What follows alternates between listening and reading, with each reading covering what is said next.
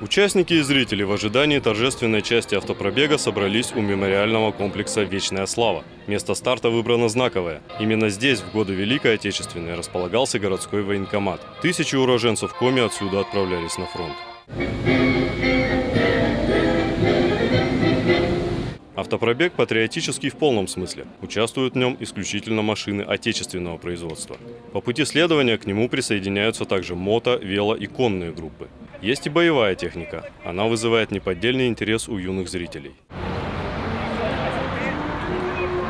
Сам пробег стартовал 5 июля во Владивостоке. Конечный пункт назначения – город-герой Севастополь. По пути в каждом регионе страны участники берут с собой капсулу с местной землей. Ее используют при открытии в Севастополе монумента павшим героям. Сейчас мы отвезем после нашего мероприятия часть земли, передадим в Самаре, которая саккумулируется потом в Севастополе, и будет наш вклад как дань народа Республики Коми нашим участникам Великой Отечественной войны.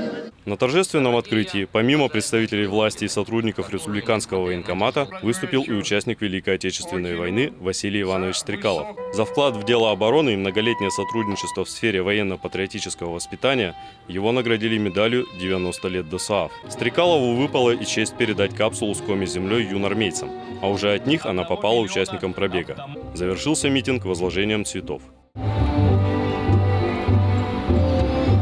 И вот под звуки патриотических песен участники выдвинулись в путь. Они проследуют до Вильгарта, а далее по запланированному маршруту, чтобы уже 24 августа финишировать в причерноморском городе-герое.